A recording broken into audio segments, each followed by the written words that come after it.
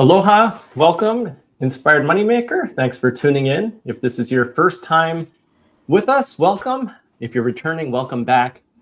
Today we're diving into one of my favorite topics, entrepreneurship. Why? Because we're talking about making money.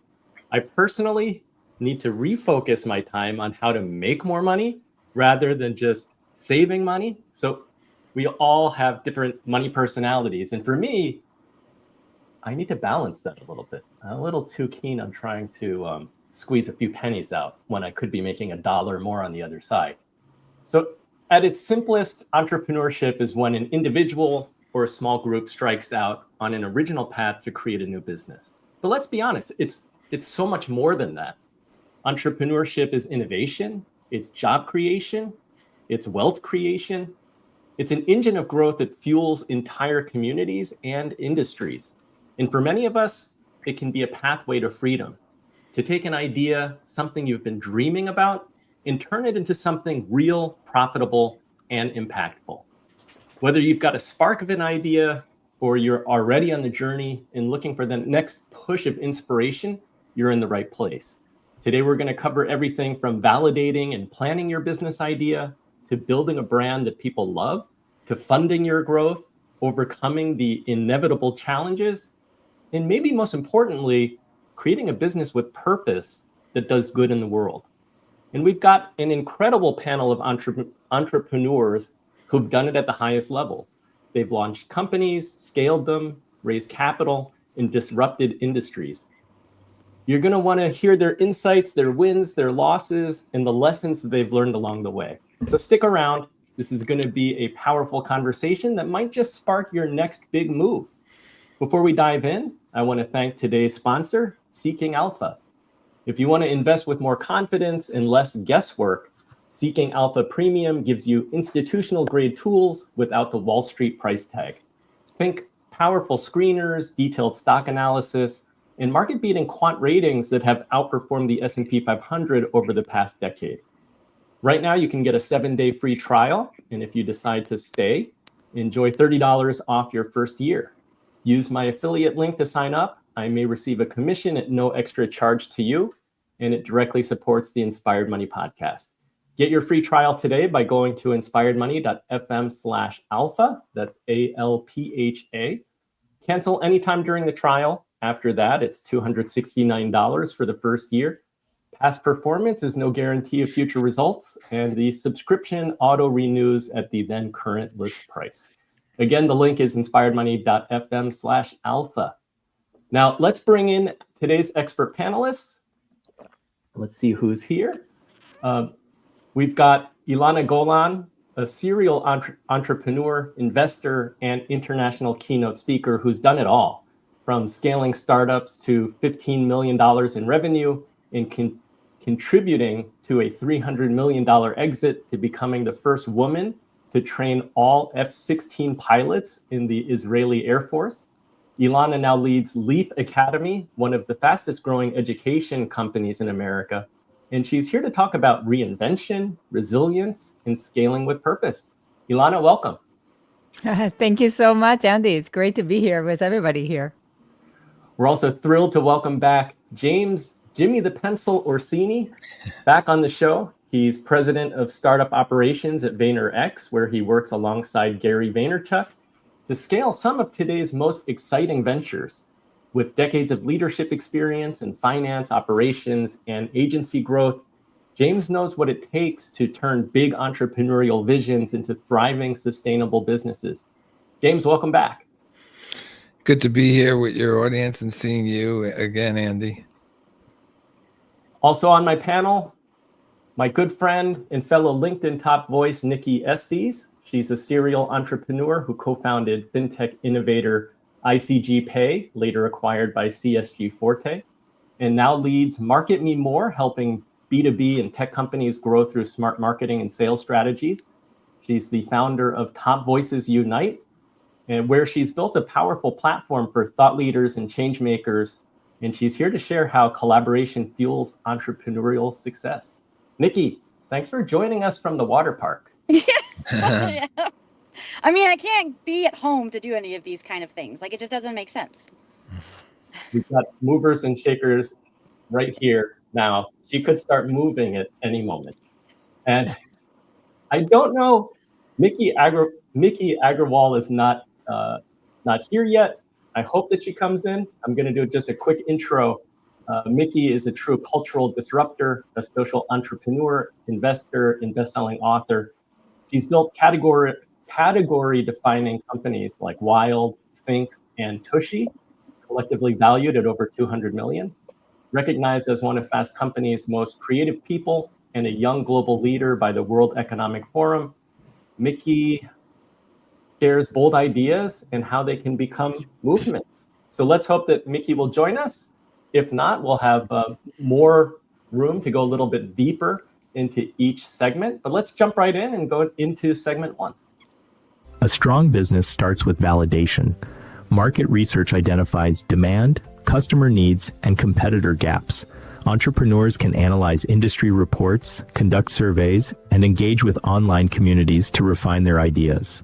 Social media and niche groups provide direct feedback on potential products or services. Developing a minimum viable product helps test a concept with minimal investment. The MVP should include essential features to gauge customer interest. Tracking key metrics such as customer acquisition costs and engagement rates determines viability. The business model canvas offers a flexible framework for structuring a business strategy. Unlike traditional plans, it allows quick iteration based on feedback. Entrepreneurs should also address legal considerations, including intellectual property protection and business structure selection. A step-by-step validation process, market research, MVP testing, business model refinement, and legal groundwork lays the foundation for a scalable, sustainable venture.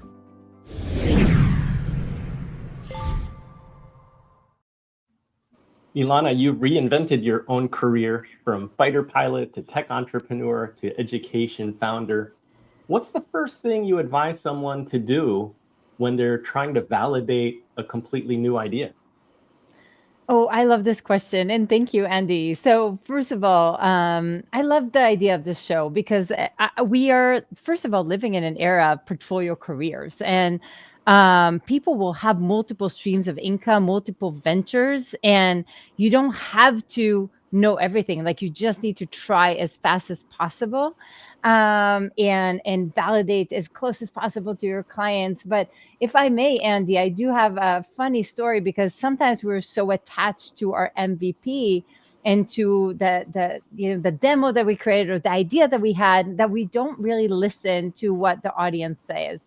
And if I, a short story about it, we actually had a company that my previous startup actually that was supposed to be kind of a memory in your pocket. And I was really excited about the vision of it. And suddenly somebody on Facebook says, "Hey, I actually sold a house thanks to you." And I'm like, you have a typo. Like there's like no way with this app to sell a house. And it took some time to actually listen and to understand that there's medicine and there's vitamin. And I was creating a vitamin for others, but I was actually creating a medicine for a certain group that later, by the way, was acquired. So I think this is also like you want to create MVP, but don't attach to it. Like write it in pencil, as they say, because you might erase it and kind of latch onto what the audience is actually telling you. Ilana, how do you know when to pivot quickly based on that feedback or sticking to your guns? Test. I can't stress it enough. Like entrepreneurs, we have to be relentless in testing. And it is so fundamental to work fast, hustle, have a lot of chutzpah, as I call it. In my case, I actually found an incredible lady that was a real estate. I don't understand anything about real estate. So for me, this was a very unknown area.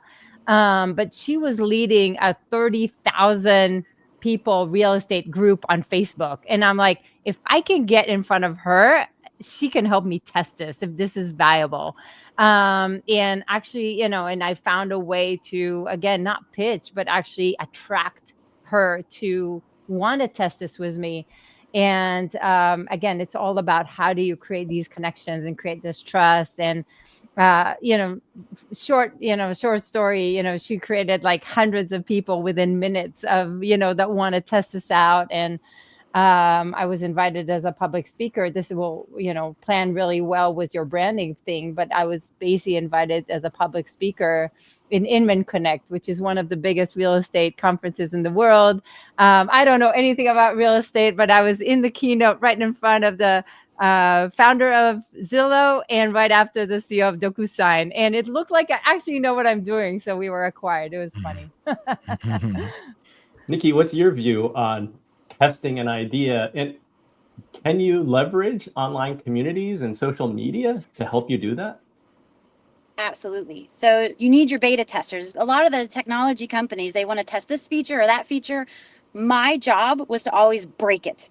And so, you can break it so many times, with the things you may think of, but reach out to one of your community partners, and ask them. So I'll send a DM, hey, will you go to this site and will you try to break it? And by breaking it, like test this link, test that link, go log in here.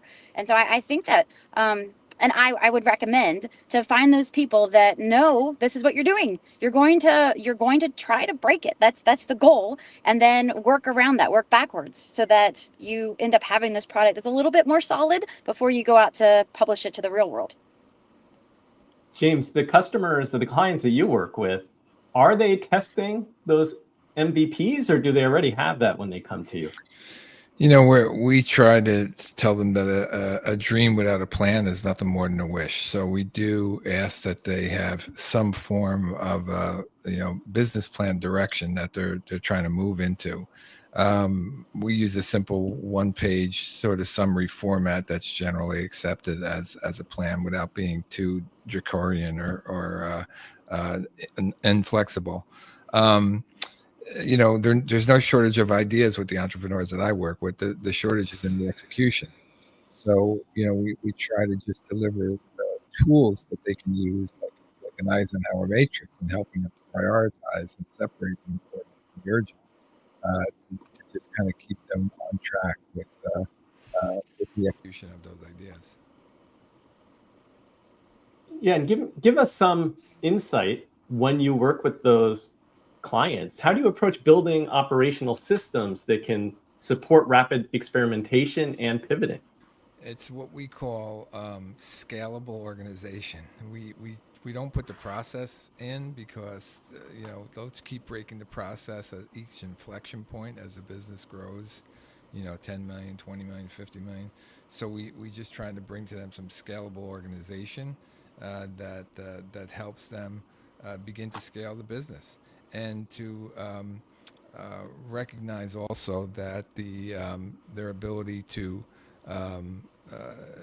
execute on what it is that they are feeling, sensing, and hearing from their audience.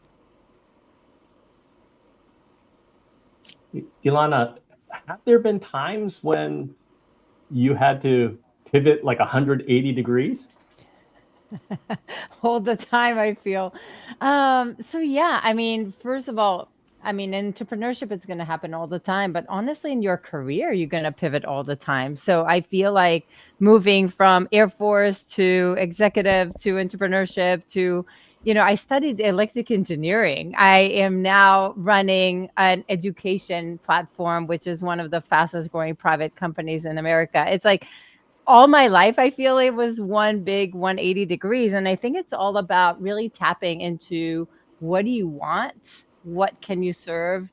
That amazing combination. It's true for entrepreneurship, it's true for your career, but what is that incredible combinations of your skills, what you're excited about, what makes you happy, fulfilled, what people are inspired by you, people are already intrigued by you. What is it for? By your app or by your company, whatever it is, people are already intrigued by something. What draws their attention?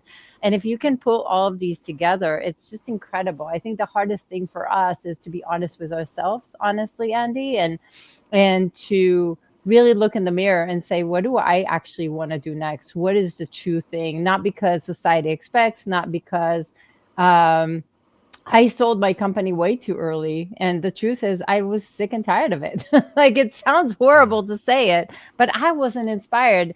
And on the other hand, Leap Academy right now is my life. It's my dream. It's like, I can't envision doing anything else in my life. And it's just incredible to see thousands of people change and life and careers change all the time. And people figure out what they want to do next. And, so it's just incredible. Like, when you find that zone of genius, whether it's in a company or in your career, it's incredible the level of possibilities that you can open up for yourself. So, And it sounds like no regrets selling too early.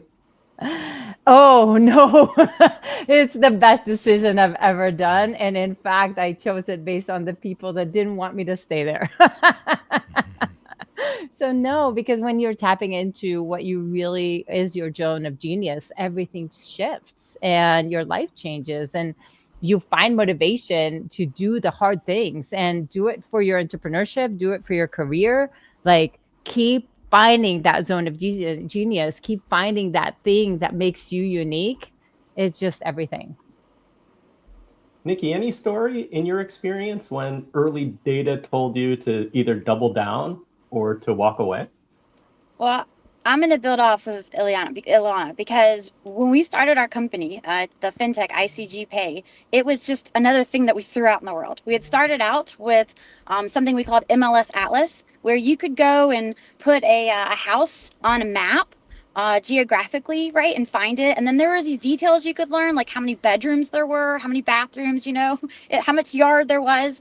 We didn't know anybody, and we didn't have any money. And so we had to pass that, because that was such a big job. We had tested it and we just couldn't get enough people to join in. A couple years later, have you ever heard, I think you mentioned it earlier, Zillow? Yeah, that's not us. So, some dreams, people said that's the stupidest idea, to put a QR code in front of someone's house on a sign for them to scan. They're not going to do that because, 18 years ago, we didn't have that kind of technology on our phones. But my husband's like pretty forward thinking. Didn't work. And then there was this other idea that we had. It was fantastic. We have 5 kids. And so we would go to restaurants and there was always this huge wait. We're like, wouldn't it be great if you could go onto a website and get a reservation, pick what time you want to eat, what you put the allergies in or whatever. And then you show up and you know what time you're supposed to eat. Again, we didn't know anybody. We didn't have any money. So we dropped that idea. Have you heard of Open Table? Not us. So I tell you that, like, some ideas are great, but they're just not for you. Maybe you're not in that right community. But with ICG, we still didn't have any money, but we knew bankers. We had some good connections within the check world, and we thought, what if we could get a check online, like credit cards? And at that time, people, they weren't really excited about paying with a credit card online. And at that time, you remember when you had to stick a disc in to update something on the computers? Well, the idea was to go and make it virtually where we could update it. And that was like mind blown, And so with the evolution of that, people were like, so now I'm paying with a credit card online and a check online called ACH. This is crazy. But then we kept spreading it and it worked, and we doubled down, we had more staff and technology. And over time, now we're doing SMS messages where you pay by your phone. And it was just, we had to see what was the market open for. So I think that when you're having an idea, I would recommend that, it's your community is going to help you to test it. Is it something that those people are going to get behind you? And if not, find someone that will, or pivot and find, what is it that people around you need, and then go forward with that. James, what's your advice for entrepreneurs who are overwhelmed by a perfect business plan myth? I would say don't squeeze the baby too tight, you'll choke it, right? So part of what we like to do is, look, social media has leveled the playing field, right? Why build something you want to build? Why not build something that the people want and need? And you could listen to it, as it is on social media. You could test it in social listening as well. So, there's a lot of people who have some great ideas, but it's simply not easier than what we're currently doing. It's not easier. It's not faster. So, this is why we're still tapping and swiping credit cards. Nobody has come up with something that is easier than that at this point in time. So, it still looks like that when you're at the point of retail. So you can't get too passionate about the idea. The entrepreneurs that are solving real issues are the ones that I see that have the most success. Even in the two examples that Nikki gave, Resi was incubated inside of the VaynerMedia hallways before it sold to American Express. I mean, they were solving an issue. People can't get into popular restaurants, and they wanted to find a way to do that. So I think if you can lean into ideas that solve concerns and issues that happen right now. Look, Uber is a time management system. It just happened to be rolled out first with, transit and delivery service, but it saves time. That's what it does. And now it's going to keep getting applied to more and more things because it continues to save time. And that's the only thing that we don't have enough of. Don't squeeze the baby too tight. I love that advice. All right, let's go to segment 2. Startups need a distinct brand identity to stand out in competitive markets. A strong brand story connects with customers, communicates values, and builds trust. Consistency in messaging, visuals, and tone across all platforms enhances recognition and credibility. Digital marketing is cost-effective when used strategically. Social media engagement, SEO, and content marketing help attract customers without high expenses. Measuring customer acquisition cost and lifetime value ensures sustainable growth. Optimizing these metrics helps balance marketing spend and customer retention. Community and influencer marketing amplify brand awareness. Partnering with relevant influencers and fostering online communities increase engagement. Customer testimonials and user-generated content enhance credibility. A structured marketing roadmap, branding, engagement, lead generation, and data analysis guides startups in refining their strategy. By leveraging digital tools, customer feedback, and targeted content, businesses can attract and retain a loyal audience while maximizing marketing efficiency.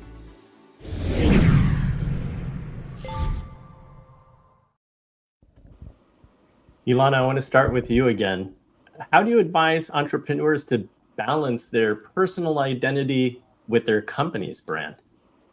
Oh, that's such a great question, Andy. The truth is our brand, a personal brand and business brand, is kind of meshed these days. And the more we're going to go into the era of AI, it's going to be more and more important for you to actually build your own personal brand together with the business brand. You cannot detach the two. And in fact, in the era of AI, there's ways that you need to build that personal brand, which is different than the typical only SEO, et cetera, because it's not about information anymore. The information is so easy to create these days. So it is about communities, it's about transformation. A lot of the things that you guys, mentioned, Andy, it's really more about the transformation and the communities that go along with it. But I will also say there's also a really easy way for you to build a brand these days. There's dozens of ways for you to build it, but there's also dozens of ways for you to test it and see if a concept makes sense. Like you can create a website, a landing page, and add with a little bit of budget to see if anybody clicks. There's gig economy, there's volunteering. Like there's so many ways to check if a message comes across the right way. So I think the more you leverage that, the more important it is right now. And that's also what's going to be the safety net for you to leap again between different ventures, between different startups, between different, whatever it is that you want to create for yourself. Because again, it is going to be about portfolio. It is going to be about multiple streams of income. And the way to build from one to another is going to be all about your personal brand to move from one to another. So it's a great question, Andy. James, VaynerX is known for helping companies to cut through the noise. What's your process for helping startups find the right message for the right audience? We talk about now brands being built on social. I had worked at Interbrand, a great branding company, and back in that day, there'd be half a dozen executives sitting in a conference room, and we would birth a brand and then tell the world what that brand was. And now, the successful companies are creating the brands that their consumers want. So it's automatic buy-in, if you will, because you can do just that. And we're watching the movement. You know, your video talked about SEO, and you know, we're watching it move from keyword, to phrases because of AI and conversations. And how do you, in the day you would type in couch and get an ad for Hoffman Coos or something like that served to you, but now it's like I'd like to play board games with my family around a fireplace. Well, it's smart enough to know now you may need a couch to do that, right? So it's not waiting for you to ask for that keyword anymore. And I think that's you have to pay attention to where the movement is. Things are changing so quickly. Nikki, how do you help brands align content strategy with customer acquisition goals? So I've went a little bit different of a route. As we sold our ICG Pay, I wanted to continue with the marketing route, and it took us a minute. There's lots of different agencies, right? You could do SEO, you could do social media, but what I found is that as we're coming back into the world, that Stages is the place to go. So taking that content strategy and using live streams like we're doing now, puts out that education, builds thought leadership, gives information so that people get to know you a little better, and then putting them on stage like in person, which is kind of a, used to be normal, but now it's becoming a relevant thing again, that people want to get on stage, they want to shake hands, they want to be in the room with others. And so that's how we're pairing it together. So not only are we giving them the opportunity to build their brand, and as Ilana says, with the personal brand and the professional brand, leaning on the leadership that is going to be taking the live streams, but then we're putting them in front of people and we're wrapping them up with social media. Hey, it's coming, this live stream is going to be there. Hey, we've got a blog that's going to come out. And then after it's done, we do a newsletter to be able to talk about what had been talked about, right? Or repurposing all of that content. And I think that's really been the catalyst for us going forward, and that differentiator that, we're leveraging the voice. And as you've seen, it's a top voices unite, because the voices is the important part. The brand leader needs to be someone willing to stand up and talk about what it is that they do, which is hard sometimes for the tech guys. But I think at this time and age, it's relevant, it's important, it's almost necessary. James, for somebody just starting out today, Ilana, you had something to say. I just want to tap into what Nikki said, because I think it's so important. Just because I think it's important to remember that in 2007, we all became a media company, whether we like it or not. So if somebody doesn't hear anything about us, the assumption is that we don't have anything to say. And I was always the humble person, quiet behind the scenes, going to work hard. I was the computer person, right? But that's actually wrong. And one of the biggest thing in Leap Academy is to help people elevate their brand and to continue using it to leap again. But the beautiful thing is that, and this is tapping into what James said, you don't have to have this massive influence anymore, like in these days, but you do have to have a very specific personal brand, whether it's through Stages or whatever it is, to actually leap and control the narrative of what do you want to be known for? What kind of opportunities do you want? What kind of clients do you want? What are you trying to attract so that you can attract the right kind of narrative? But it's an incredible, powerful way to control the narrative. Yeah, agreed. Super interesting. Yeah, you're right. There's a tremendous opportunity when we can be our own media company, but then it reaches a point where you almost have to do it. If everybody else, if the best are doing it, you better be doing it too. Right. Let's go to segment 3. Entrepreneurs have several funding options, each with benefits and trade-offs. Bootstrapping allows full control, but requires careful cash flow management. It works best in early stages when costs are low and revenue can sustain operations. If growth outpaces resources, external funding becomes necessary. Crowdfunding provides market validation while raising capital. Successful campaigns require clear goals, compelling storytelling, and strategic promotion. Platforms like Kickstarter focus on rewards, while equity crowdfunding offers ownership shares to investors. Angel investors provide early-stage funding and mentorship in exchange for equity. Venture capital firms invest larger sums but often require rapid scaling and significant ownership stakes. Understanding term sheets and valuation is key before accepting equity investment. Grants and small business loans offer non-dilutive funding, but have strict eligibility requirements.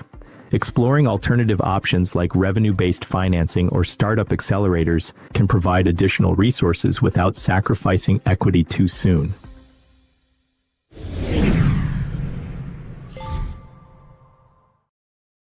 Nikki, you talked about having banking connections.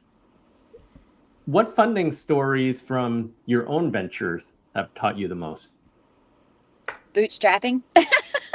When it said bootstrapping, because yes, it's difficult.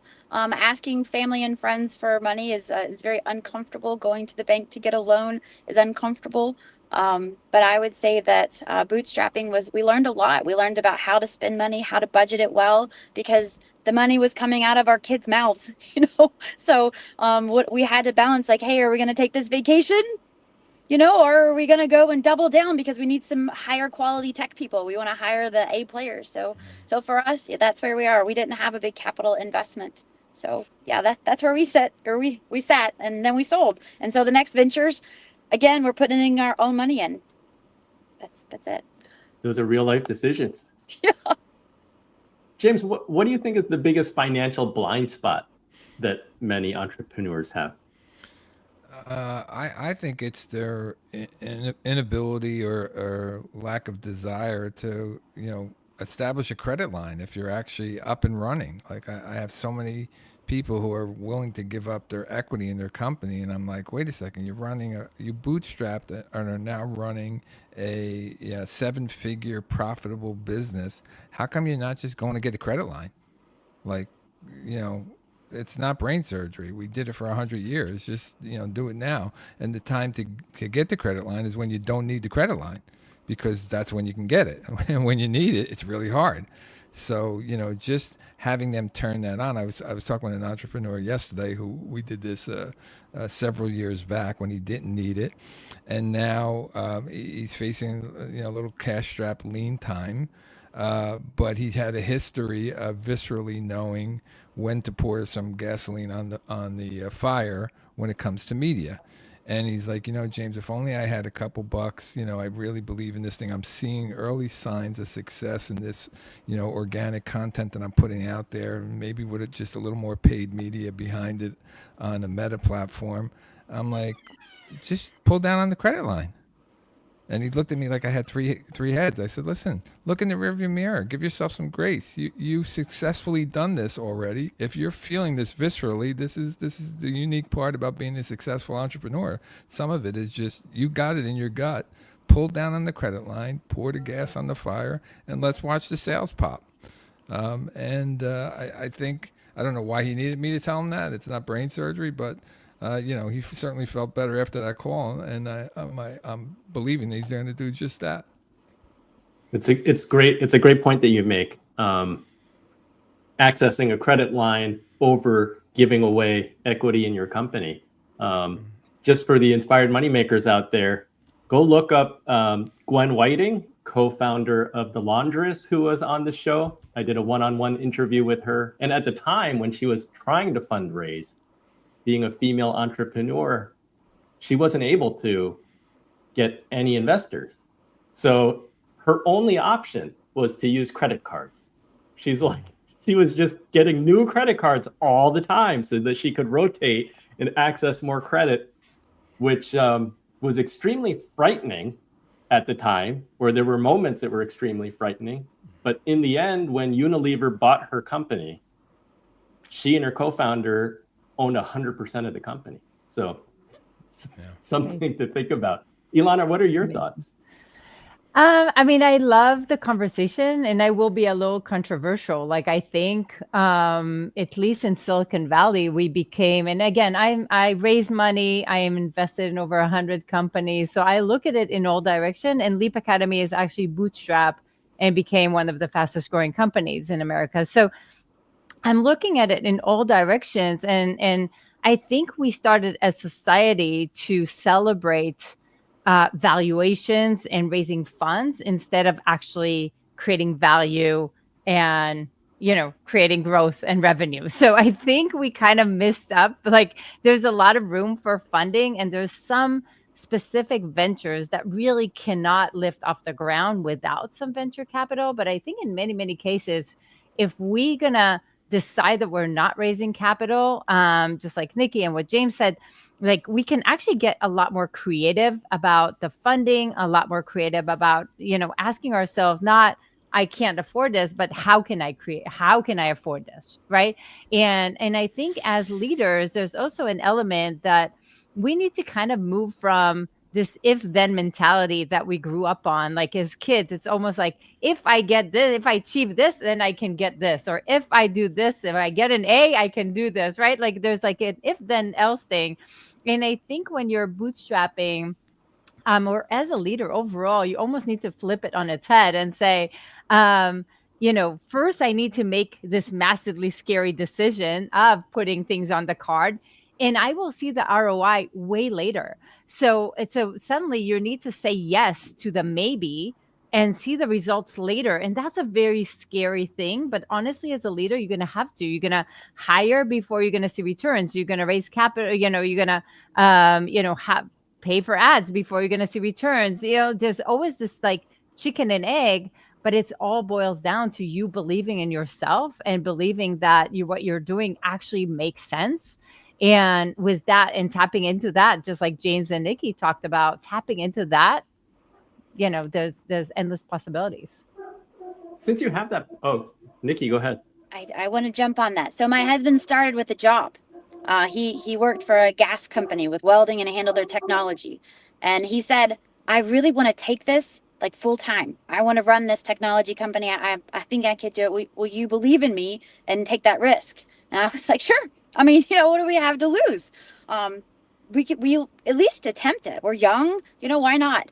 And I got a phone call from one of our family members telling me how terrible of an idea it was. Don't do it. It's a great job. You've got benefits, you've got these kids to think about. But we did it, and you had to keep having those risks. Okay, now we're doing well in business, right?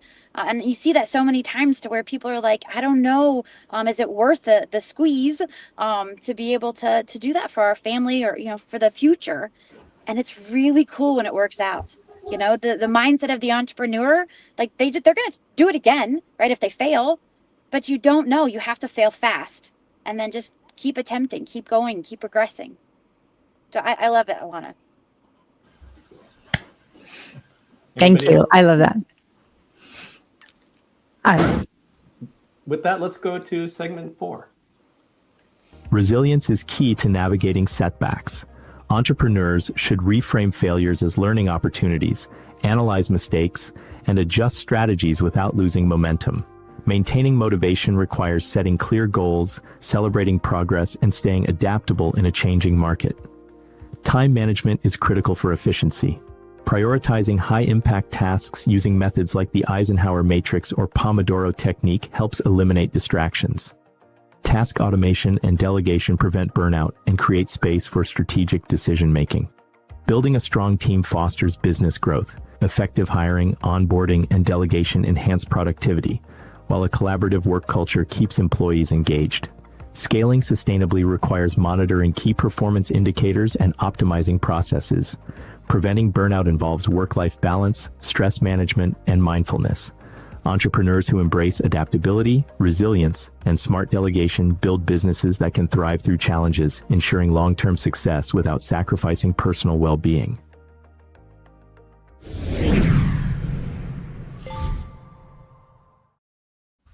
Ilana, can you share a defining failure that later became fuel for your success? I think I can write a whole book on failures. And actually, by the way, Gary V. James is blurbing my book. So I'm very excited. There's going to be a lot of failures on the book, but I will share. In a previous company, I was already kind of in corporate, kind of what Nikki said, like I started in corporate and kind of move up the ladder. And at some point, I was already vice president doing some big thing, but a friend of mine said, hey, Ilana, do you want to start a company together? I knew him for 2 decades. I was like, oh my God, this is going to be a dream. We started the company and, we even raised capital. They were evaluating our little baby at $5 million, the typical shiny object Silicon Valley story. And it was time for me to leave the VP role and say goodbye. And I told everybody about the startup. It was so exciting. Within 24 hours, my co-founder decided to take the money, throw me out of the business, and I was left with nothing. No job, no salary, no startup, no investment.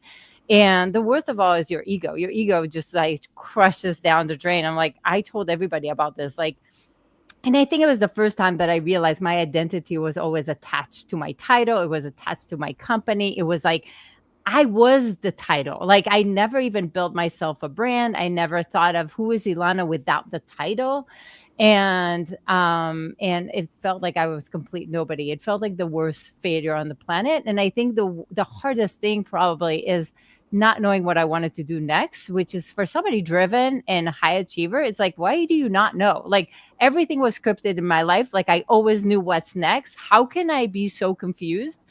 But I was overwhelmed. And I think that basically, it was one of the hardest time in my life. I couldn't sleep at night. I was snappy at my kids. My health deteriorated. Like, I can go on and on. But I think in hindsight, this was the seed for Leap Academy, because at that point I was like, am I the only idiot in the world that doesn't know what they want to do, and that they're, need to like fast track their career? I don't want to start from zero. How do I solve this? And, to those listening, I want to say, like, sometimes your biggest challenges are exactly the fuel that you need to do. And it's exactly the seed that you need in order to take yourself to the next level. And this is your calling. This is the big thing that you want to do. And because that becomes your fuel, because entrepreneurship will still go up and down. But if you have like a really strong why, it's everything. Like, every time I go through a hiccup, a challenge now with Leap, I'm like, I know why I'm doing this. Like, I want to see high achievers, driven people leap in their careers in ways that they didn't know is possible. I want them to get the clarity. I want them to open the brand. I want them to leap to some incredible things that they didn't even know. I want them to open these portfolio careers for themselves. So that's my soapbox, Andy. I love it. I imagine it must have been very difficult to pick yourself up after that. And then to get on the horse again. So kudos to you. Thank you. Awesome. James, clearly we hear entrepreneurship, it is a lot of ups and downs. What systems do you recommend for staying aligned during chaos? It's kind of what Nikki said about the fail fast, fix fast, learn fast. And that's what I've seen with a lot of entrepreneurs. They're not afraid to fail. They learn more from their failures than they do from their successes. I'm glad your video talked about the Eisenhower Matrix. I can't speak enough about that and the ability to separate that. In fact, in Medium, I had written an article years back when Gary asked me to start the Sasha Group, a small medium a business that was targeted to small, medium-sized, and challenger brands at that time. We had built a company to service Fortune 500 in VaynerMedia. We didn't have an offering like that. I pride myself on the fact that I ran it for 5 years, profitably every year of its existence. So Gary actually referred to it once as a start right rather than a start-up. But, we talked about, hitting a certain revenue goal in year 2. And I didn't have client names to associate to the goal. So we prepared an Eisenhower Matrix. And I was like, listen, I think if we do these 12 things over next year, we'll get to that revenue number. If you know anything about an Eisenhower Matrix, it's 4 quadrants, and, it's urgent, important. Some things are urgent and important. Some things are neither urgent nor important or nice to have. And we placed those dots, and he moved a couple of the dots. This one's a little more important for me. This one's a little less important for me. So therefore, now he owned the roadmap that I created, and I brought it back to my leadership team, and I delegated, okay, we're going to do all this, and here's who's going to do this dot, and here's who's going to do that dot. And based on their placement, some were going to be done the first quarter, and some were going to be done the third quarter.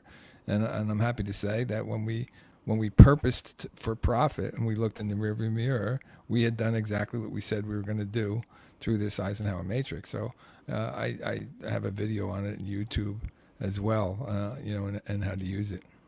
I got to find it and look for it. I love that it gives you a framework to prioritize. It's really, the 4 quadrants end up being like do, plan, delegate or eliminate, right?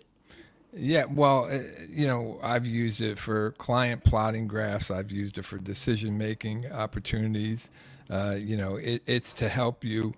If there's 12 things to do, they're not all of equal weight. That's the notion of this thing, right? If there's 12 clients in the building, they're not all of equal weight. If you use it for clients as an example, and the X and Y axis is dollars that they bring in and marquee value to the agency.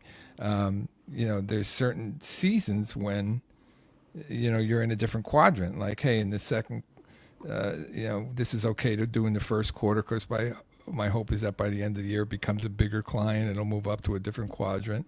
And then there's some where, hey, look, nobody's heard of this client, but it's big money, and we're in the third quarter now, and we're trying to make our figures, so money's green, so nobody cares what the name of the client is, as long as they're paying. So there's so many different ways that you could use the Eisenhower Matrix to help in your decision-making process. Nikki, 5 kids. Even today, you're running multiple ventures simultaneously. How do you avoid overwhelm? Did I say that I have avoided it? I didn't say that. I'm not there yet. Don't put me there. No, it's just a day to day. That's all we can do. It's just one day at a time. One moment is necessary. That's how we've pulled through. I can't give advice on that just yet. But that's how you juggle. That's why you're in the car. Like, you're a master in juggling. Like, seriously, like, this is impressive. Yeah. Like, this is it. Like, you just find a way, because you're never going to have it all at the same time. You can have it all, just not at the same time. So you're doing phenomenal. Thank you. Right. Yeah, we don't quit. And we just put different fishing lines out there, and this is why we homeschool. We've global schooled with the children, because we want to do great things. And so we want them to be exposed to it along the way. And it just takes maybe giving up sleep this day, maybe giving up something another day, but it balances out. It's a good life. I feel overwhelmed just watching you from a distance, Nikki. Do you ever struggle with burnout and how to manage that? I would say probably about once every 3 or 4 months. We got to go and do something for a weekend. My husband and I'll go and just take a weekend. We sleep, we play. That's how we just do it. There's this road. So I live in Fort Myers right now. I'm in Cape Coral, Florida. And there's this road called McGregor Boulevard. And so we'll put the sunroof open. I put my hands out, as we go down a lined road it's a road lined with palm trees. That's a reset for me. We're right on the way to the beach. We're talking about things. We're praying through things. We just have to do it so we can keep moving on. You can do it, Andy. You just have to reset your mind and think about it. It's fine. All right. I'll stand out of the sunroof and see what happens. How about you, James? Any advice? I have back issues, so I don't stand out of the sunroof anymore. But it is what I tell the entrepreneurs that I work with is that you have to fight for the balance. And it is a fight. Your work wants you 100%. Your kids and family want you 100%. Your philanthropic endeavors and church and non-for-profits want you 100%. And you have to really fight for that balance. But it is possible. You're talking about a 40-year career, and I'm leaving, for a family vacation. We're still doing it with adult children. So, we make it work, and I'm all the more better for it. Now, how do I do that?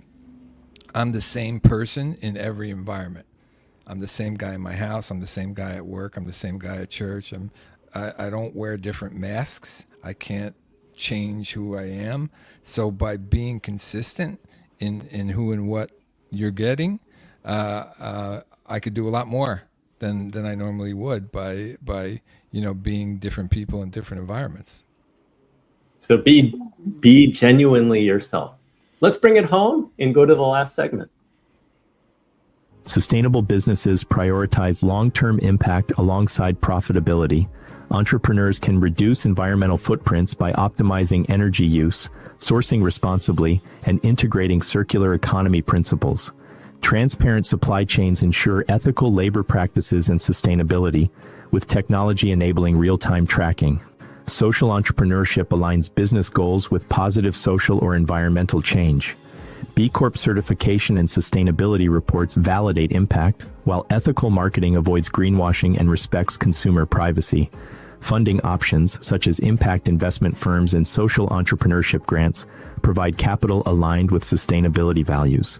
Measuring and reporting impact builds trust with stakeholders. A business ethics playbook helps maintain integrity.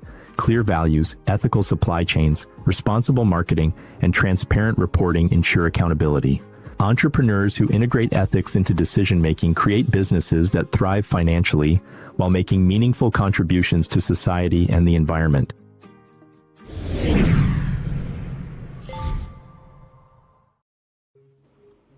Ilana, I know that you have limited time with us.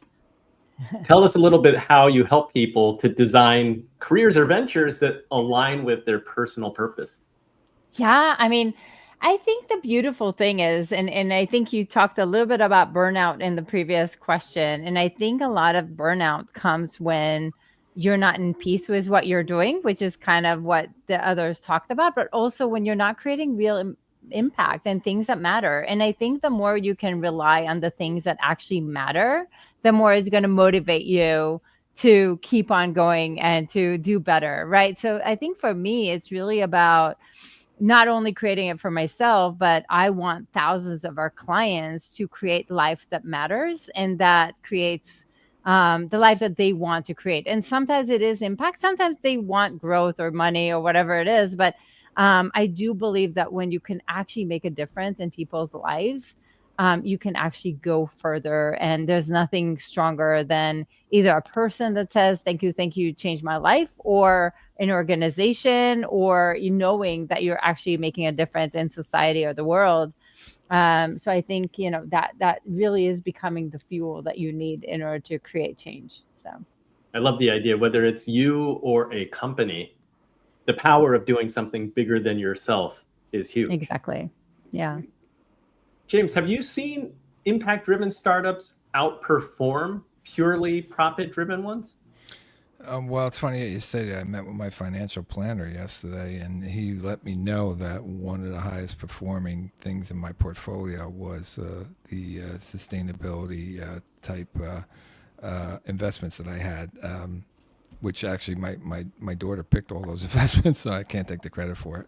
But yes, that does perform. One of my favorite entrepreneurs that I've been working with, both at the Sasha Group previously and now at the Vive Leadership Development Training, has a sustainable organic pesticide type company out of North Carolina that repels rather than kills.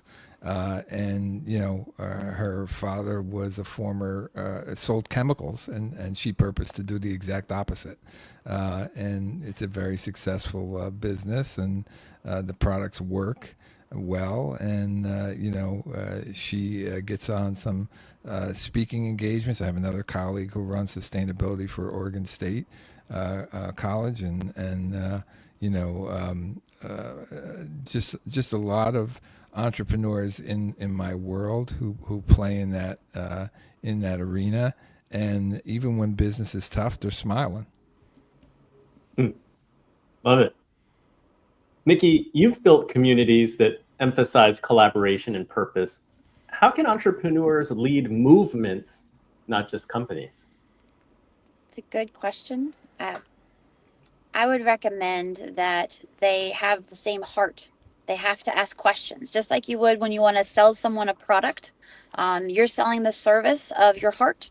And when they're working together with the community and they're on the same page, they go a lot farther. So like James had talked about, you're the same person when you're at work, you're the same person when you're at home, you're the same person when you're at church. Like, that's important. So then when you're talking with people that may be at church or at, in your community, you could do business together with them because you have similar values. And then those people that, you're doing work with, maybe there's a philanthropic that you're a part of. Well, they know that this is something important to you because you're the same guy. You think about sustainability when you're at work. All right, well, what else can we do in the community? Hey, you guys want to go do an ocean pickup?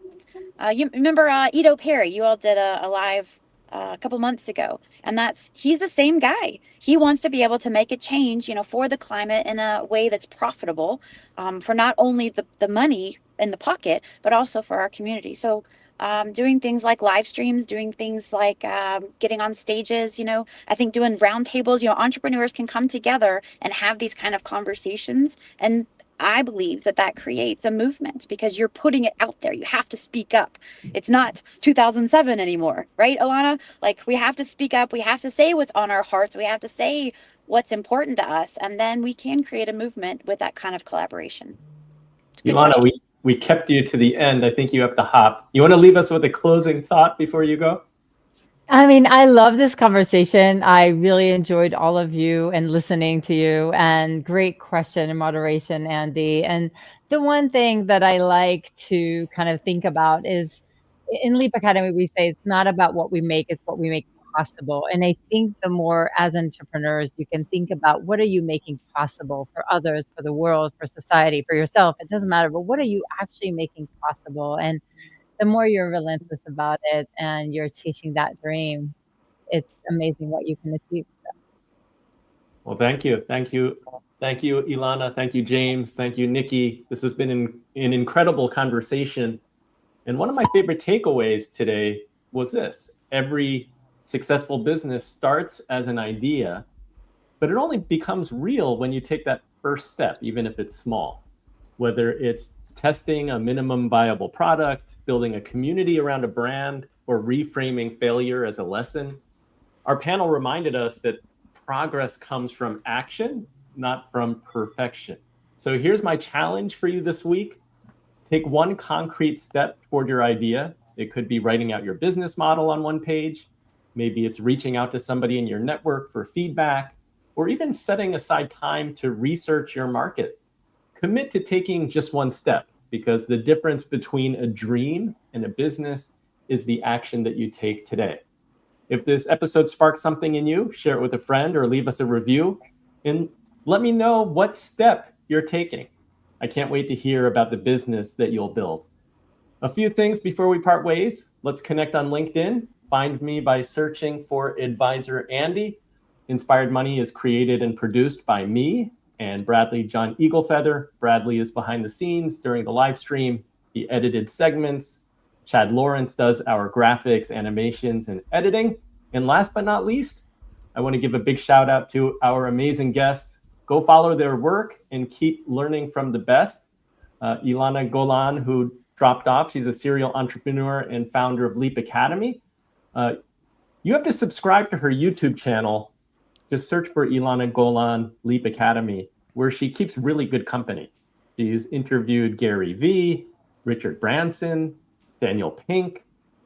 I really need to get her tips for booking these top tier guests. Check out her programs and speaking engagements at ilanagolan.com. James Orsini, president of startup operations at VaynerX.